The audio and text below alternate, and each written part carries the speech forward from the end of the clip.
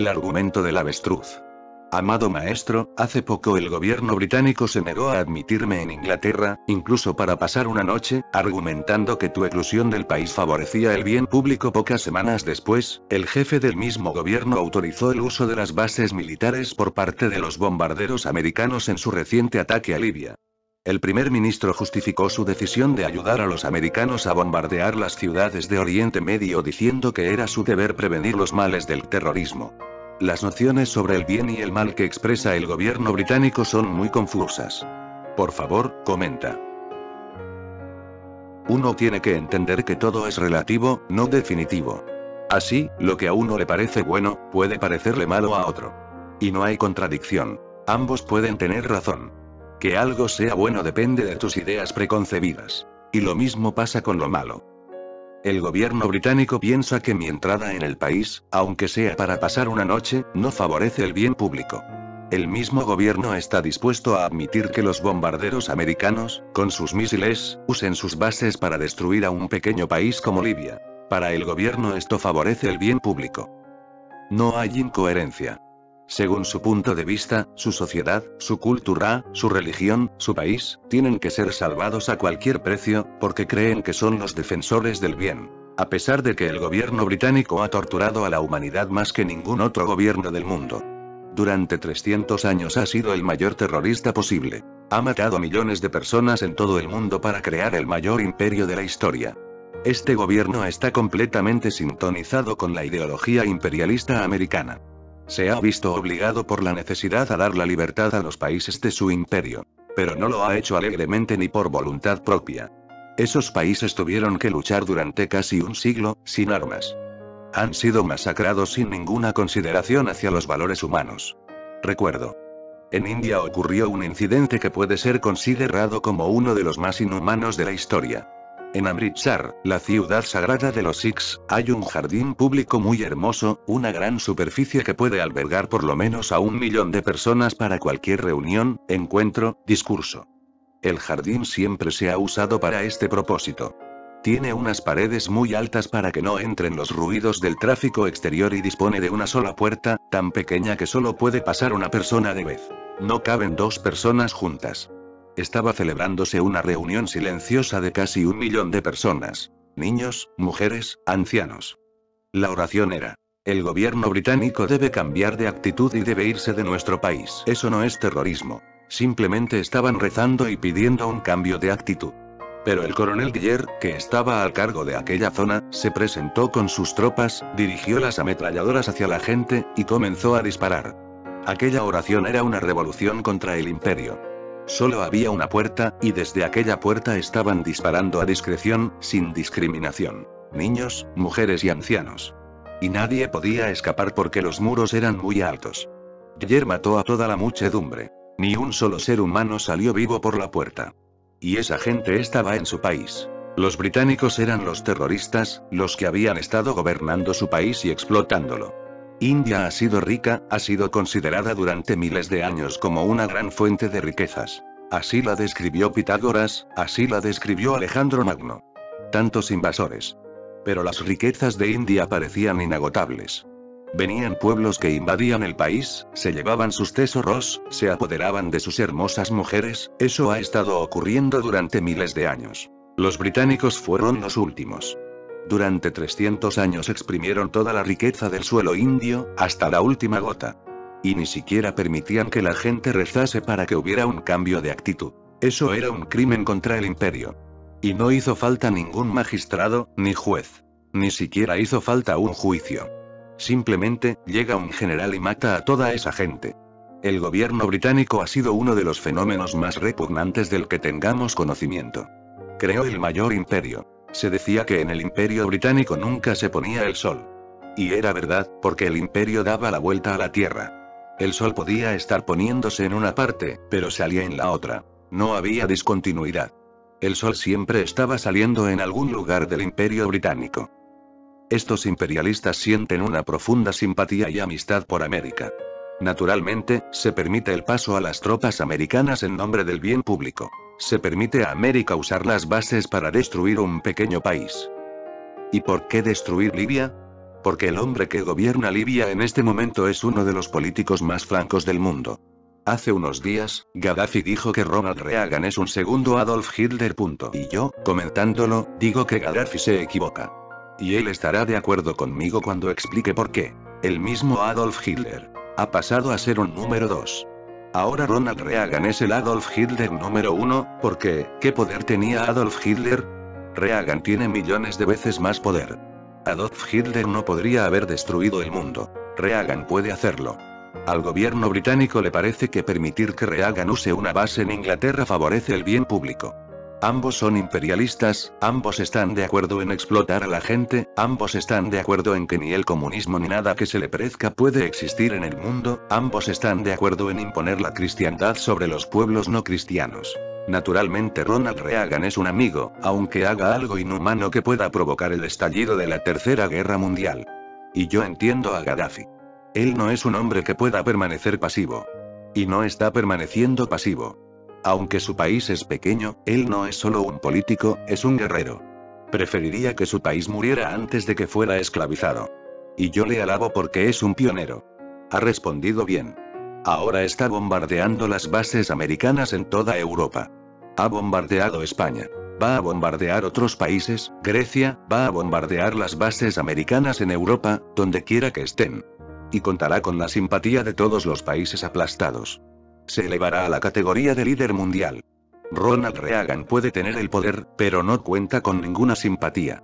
El gobierno imperialista de Gran Bretaña tiene miedo de mí. Simplemente pasar una noche en el aeropuerto, no pedía que me dejaran entrar en el país, y se negaron, contraviniendo sus propias leyes. Dijeron que no era bueno para su gente. Mi estancia de una noche habría destruido su moralidad, su religión, todos sus valores más queridos. Hay algo que tiene que entenderse claramente. Estoy en contra del imperialismo. Estoy en contra de la explotación del hombre, de los seres humanos. Estoy en contra de que tortures a los demás para poder tener el poder. Quizá temían que en una noche se pudieran reunir todos mis adjacents ingleses. Una noche puede ser suficiente para proporcionarles una nueva comprensión, una nueva vida que vaya en contra de todos los valores tradicionales. Y es una conspiración. No solo Gran Bretaña es responsable de ella. Todos los que están viviendo y creciendo según los valores tradicionales sienten mucho miedo. Miedo de un hombre que no tiene otro poder que el de mostrar a la gente que su sufrimiento está causado por sus propias ideas equivocadas, y que esas ideas equivocadas están siendo promocionadas por su gobierno, por su iglesia. Hay una conspiración. Todos los gobiernos europeos se están poniendo de acuerdo para que no pueda aterrizar en sus aeropuertos. No comprenden que eso es derrotismo, que ya han aceptado su derrota. Están mostrando que no tienen argumentos para salvar su religión, su moralidad, su política. Todo está podrido. Temen que la juventud esté de mi parte y no de la suya. Puedo proponer un desafío abierto a cualquier país. Permitidme hablar a los jóvenes, hablad también vosotros con esos mismos jóvenes y dejad que sean ellos los que decidan a quién pertenece el futuro. Los gobiernos saben muy bien que no pueden defender ninguna de sus creencias. Estos esfuerzos por impedirme el acceso son una buena señal. Son buenas noticias.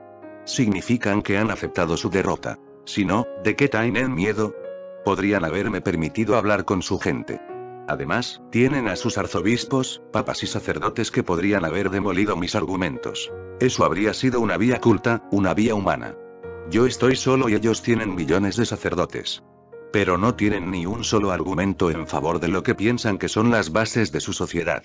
Sí, no es favorable para su sociedad podrida. Las campanas podrían tocar a muerto. Pero no pueden evitarme. No soy yo quien va a destruir su podredumbre. El tiempo mismo es el que no está a su favor. Si yo no lo hago, alguien tendrá que hacerlo. Es imposible proteger esas sociedades, esos gobiernos, esas iglesias. Han perdido las raíces. Y son conscientes de ello, van a caer al primer empujón. No pueden resistir, ni siquiera les queda ese poder. Puedes poner de pie a un cadáver, pero si le das un empujón, no va a poder responder. Se caerá al suelo. Y estos países son cadáveres. No quieren que su juventud entre en contacto con alguien que pueda mostrarles que lo viejo está muerto y que tienen que buscar otra forma de vida. No se trata de un país concreto, sino de todo el pasado humano. Existe un profundo apego, un profundo condicionamiento. En India hay una historia muy hermosa. Shiva es uno de los dioses de la Trinidad hindú. No se le llama Trinidad, sino Trimurti. Los tres rostros de Dios. Shiva es uno de ellos. Él se enamoró de una mujer muy hermosa, Parvati, y la quería tanto que cuando murió no aceptó su muerte. Nadie se atrevía a decirle que ella había muerto y que había llegado el momento de llevarla al crematorio. Él llevaba su cadáver a hombros por toda India en busca de algún médico o curandero que pudiera devolverle la vida. No se puede llevar un cadáver, le costó 12 años dar la vuelta a todo el país. Es un país muy grande. E iba de un lugar a otro, allí donde oía que había un médico. A lo largo de aquellos 12 años, la mujer que transportaba fue perdiendo partes de su cuerpo. Se le cayeron las manos, las piernas, la cabeza. Pero a Shiva eso no le preocupaba. Ni siquiera la miraba, porque tenía miedo de mirar. Percibe este punto. Temía mirarla porque en lo profundo de sí sabía que ella había muerto. Pero su mente no lo creía. Prefería creer que estaba viva. Ya ni siquiera estaba entera. La cabeza había caído por un lado, las piernas por otro, y las manos habían caído por un tercero. India es un país de historias que tienen significados tremendos. Ahora bien, para dar a esta historia un aire de realidad, existen 12 templos de peregrinación construidos en los puntos donde cayó cada parte de Parvati. Hay 12 templos en todo el país que representan como una parte de Parvati cayó allí, ese lugar se convirtió en un lugar sagrado. Pero Shiva siguió estando completamente ciego a sabiendas. Esta es la situación del mundo. Las sociedades están podridas, las religiones están muertas. Los políticos se dedican a hacer promesas sabiendo perfectamente que no pueden cumplirlas. El futuro es oscuro, pero nadie quiere ver esto. El pasado está muerto y si te sigues aferrando a él, el futuro será cada vez más oscuro. Se me evitará en todos los países. Seré perseguido por todos los poderes, por la simple razón de que quiero que vean la realidad. Están manteniendo los ojos cerrados. En lógica se le llama el argumento del avestruz. El avestruz tiene una tendencia un tanto peculiar. Cuando se encuentra con un enemigo y sabe que su muerte es inminente, entierra la cabeza en la arena. Vive en el desierto, con los ojos cerrados y la cabeza enterrada en la arena. Y es perfectamente feliz porque no puede ver a su enemigo por ninguna parte. Pero esto no elimina al enemigo. De hecho, lo hace más poderoso. El avestruz no va a hacer nada por escapar, por luchar o por negociar, no se mueve. Ahora no hay duda. Simplemente está a disposición de su atacante, es alimento. Y los avestruces son comidos por sus predadores sin presentar batalla, porque viven con la idea de que no ven a ningún enemigo por allí. Este argumento del avestruz está muy extendido en el mundo. Nadie quiere ver la realidad. Que te estás hundiendo, que tus valores son falsos, que toda tu civilización es una hipocresía, que todas tus sonrisas solo son ejercicios de labios, que no pones sentimiento en lo que haces. Que te has olvidado de vivir, de amar, de reír, que no sabes en absoluto lo que significa vivir. Y sigues aferrándote porque no hay nada más, no hay alternativa. Y a mí se me ponen impedimentos porque puedo darte la alternativa. Yo puedo mostrarte que esta no es la única forma que puede adoptar la sociedad, no es el único tipo de matrimonio que puede existir, no es la única forma de criar a los niños, no es la única forma posible de funcionamiento estatal. Existen formas alternativas. Pero tienen miedo incluso de oír hablar de las alternativas. El mensaje no debe llegar a los jóvenes, porque a los jóvenes les va a impactar la noticia de que hay una alternativa, de que no hay por qué conformarse con seguir en esta miseria, luchando continuamente, matando a seres humanos sin ninguna necesidad. Ahora Libia está destruyendo las bases americanas. América no puede permanecer en silencio. Comenzará a destruir Libia, no solo sus bases militares, sino también su población civil. Es un país pequeño, pero Libia sabe que si América empieza a destruir su población civil, todo Oriente, en particular Oriente Medio, estará de su lado. Y entre bastidores está la Unión Soviética. Por eso, si América es valiente, no comenzará una guerra con Libia. Sería muy desigual. Libia no tiene nada con lo que pueda combatir a uno de los mayores poderes nucleares. Pero Libia tiene la garantía de la Unión Soviética. No os preocupéis. Libia solo es una fachada y una vez que estos dos poderes comiencen a luchar, no podrán resistirse al empleo de las armas nucleares. Es imposible. Pero el gobierno inglés no teme esta posibilidad. El gobierno inglés debería haber advertido al americano. Este no es un buen principio. Eso no favorece el bien público. Esto nos va a llevar a la guerra cada vez más. No deis el primer paso. Si lo dais, el último paso no quedará muy lejos. Pero prefieren tener una tercera guerra mundial que cambiar la mente humana. ¿Por qué?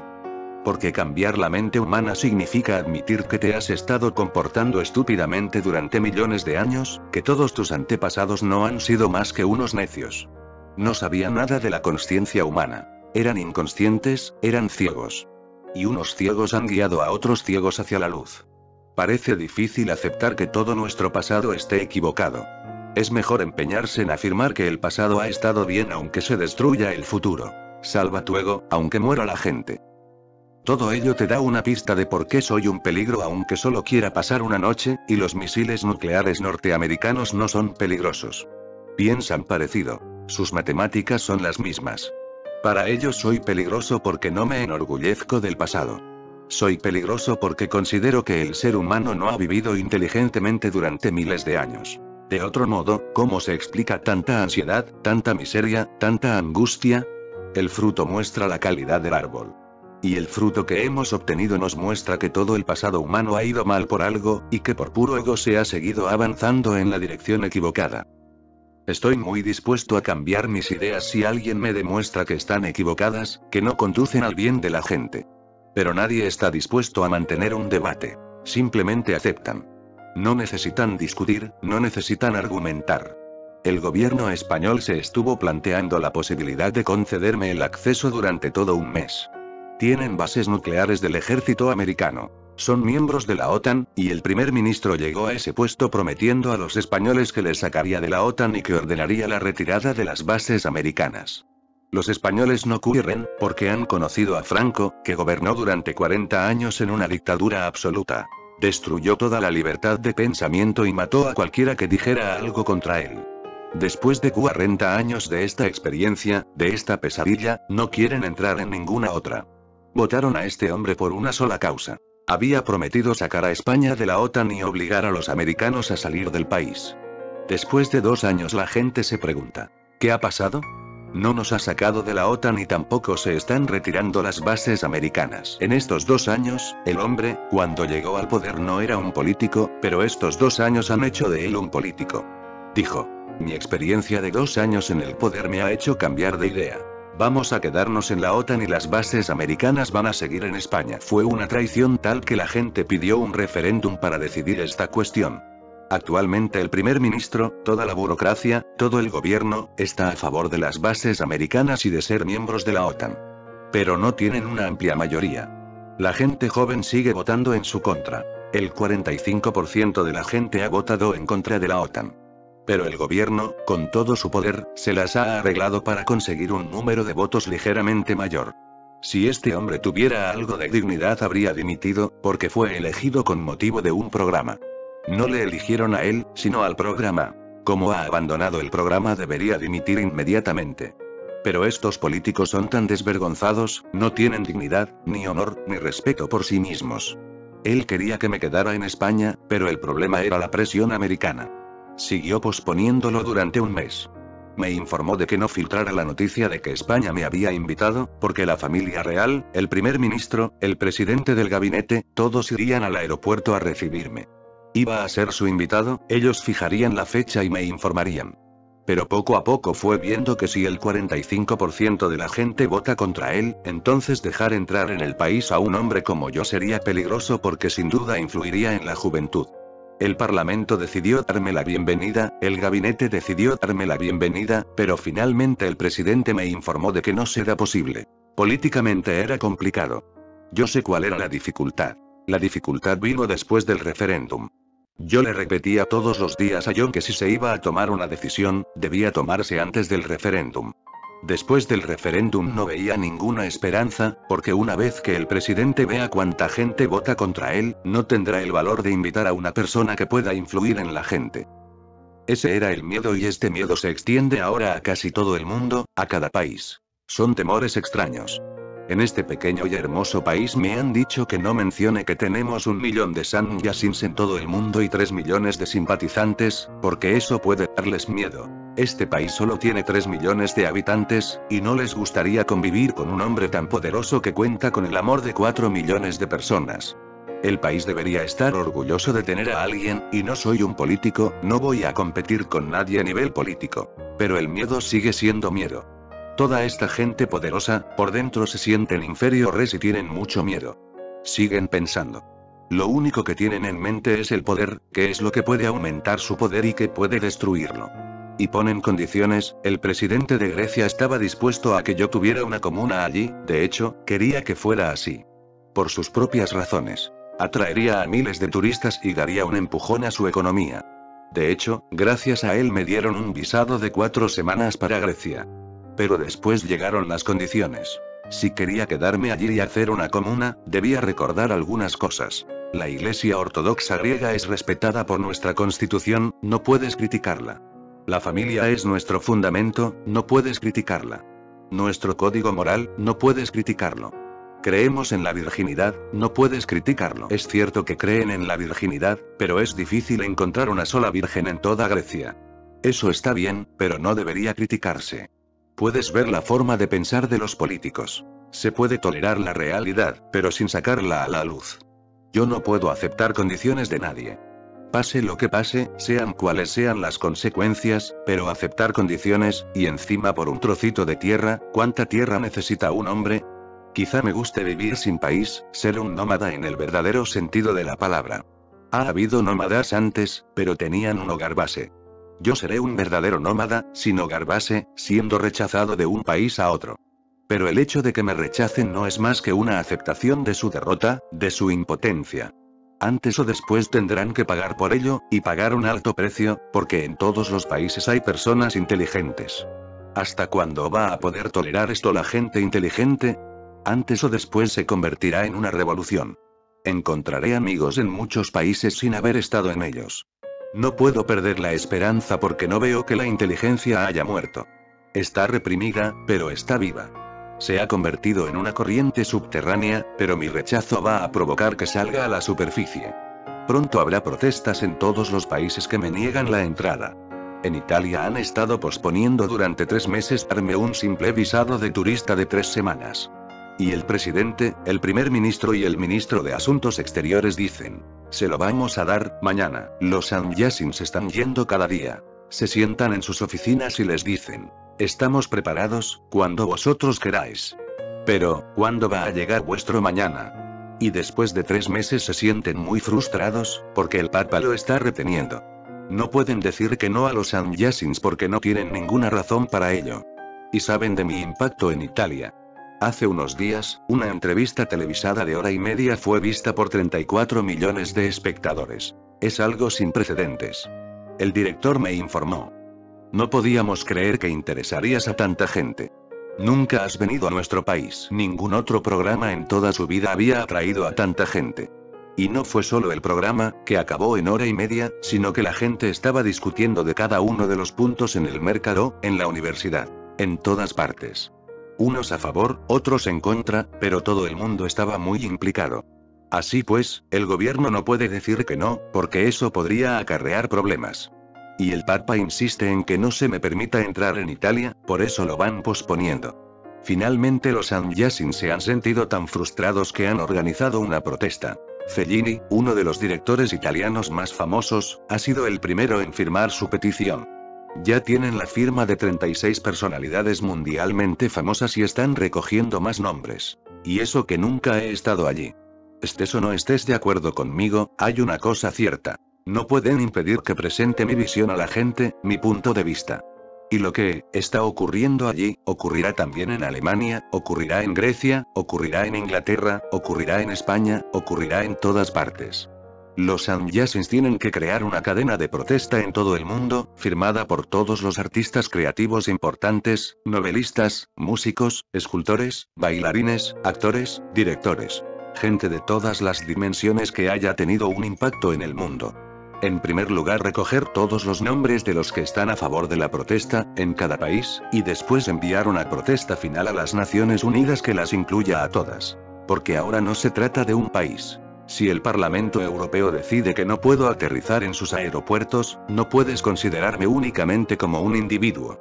Me he convertido en representante de la inteligencia al nivel mundial, de la gente creativa y con talento. Ese es mi país. Y mis sannyasins tienen que ir a la ONU porque lo que está pasando es simplemente repugnante. Pero como he dicho al principio, es relativo. Para mí es repugnante. Y para todos los que pueden entenderlo es repugnante. Pero para los que creen en la lógica del avestruz, es bueno, ya que es por el bien público. Mostraremos al mundo lo que es bueno para el bien público y lo que es malo para el público.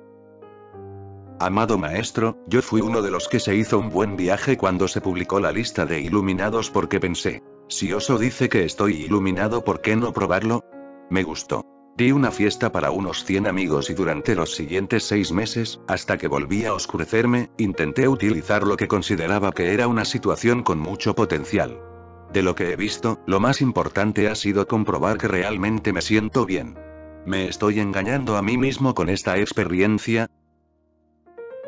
Si la entiendes, no puedes estar engañándote. En primer lugar, déjame explicarte algunas otras cosas. Declaré que había varios iluminados y Santosh era uno de ellos. Él me escribió una carta diciendo, tu declaración de que estoy iluminado no me alegra, pero ser aceptado como miembro del comité de iluminados me hace sentirme muy bien. Yo le envié un mensaje. ¿Por qué no te alegra estar iluminado? Es porque piensas que ya estás iluminado, y eso no es verdad. Por eso te sientes muy bien al ser parte del comité de iluminados. Por fin se reconoce tu iluminación. Para ti no es una declaración, sino un reconocimiento de que llevas mucho tiempo iluminado. Pero si estar iluminado no te alegra, ¿cómo puede ser genial ser parte del grupo, o del comité, de personas iluminadas? Si la iluminación misma no tiene sentido para ti, entonces ser miembro del comité no puede tener ningún sentido excepto este, que satisface tu ego. Estabas iluminado y nadie lo estaba percibiendo. Finalmente yo lo he reconocido, y ahora eres parte del comité de iluminados, así la cosa queda sellada. Pero te equivocas porque todo era un chiste. El comité era un chiste, la declaración era un chiste. Y era una estratagema. Somendra envió inmediatamente un telegrama a Teertha diciendo, ya lo tengo, ¿y tú? Él competía constantemente, ese era su problema. Quería estar por encima de Teertha y esta era una buena oportunidad. Ha dejado el sannyas, ya no mantiene ningún contacto con nosotros. Pero sí que acepta mi declaración de que está iluminado. Ha dejado el sannyas, ya no es parte de mi familia, pero la iluminación. Inmediatamente un telegrama. Ya lo tengo, ¿y tú? Era una estrategia para ver cómo reaccionaba la gente. Tu respuesta fue muy hermosa. Tu respuesta fue, si Osho dice que estoy iluminado, así será. Simplemente muestra confianza, amor. No tiene nada que ver con el ego y el hecho de que dieras una fiesta y te divirtieras con tus amigos también fue perfectamente correcto. Y cuando dije que era chiste no te enfadaste. Te lo tomaste de la misma manera. Si Osho dice que no estoy iluminado y que era un chiste, tal vez no esté iluminado y realmente sea un chiste. Y los 6 meses que viviste como iluminado, la alegría, la paz y la serenidad que sentiste no provenían de la iluminación, sino de la confianza y del amor. Ha sido una buena experiencia para ti. Pero a distinta gente le ocurren experiencias diferentes. Solo había 2 indios en el grupo de los que declaré iluminados y ellos entienden por tradición lo que significa la iluminación. Uno era Vinod Bharti. Se puso muy nervioso, estaba llorando, y vino a hablar con Vivek para darme el mensaje. Osho, no estoy iluminado. Me has creado un problema. No puedo decir que estés equivocado y sé perfectamente que no estoy iluminado. ¿Qué se supone que tengo que hacer? Estoy destrozado. Simplemente dime la verdad. Él conoce el tema de la iluminación. Sabe que en India, durante siglos, la iluminación ha sido la cumbre más alta de la búsqueda espiritual.